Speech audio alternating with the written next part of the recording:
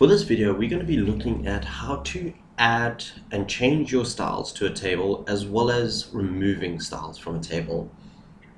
So the default style for any table is this blue one, okay? So to go ahead and change the style of the table, if we click inside the table, we'll see a new tab that appears called Table Tools and the Design tab. And we look over here at the Table Styles option. We can go through and we can have a look and change the styles that we want. So you can have the light option, medium, or a darker option. So for now, I'm going to stick with, let's have a look here. I'm going to choose this dark table style, blue table style dark 2. Alright, so that is how you go about changing your theme on a table.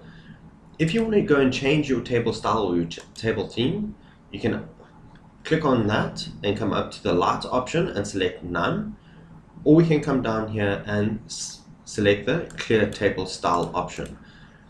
We know that the table is still here due to the fact that we have these filter buttons up here, as well as this blue arrow down in the corner showing us that is where the table ends. So that is how you go about changing table styles as well as adding a new table style.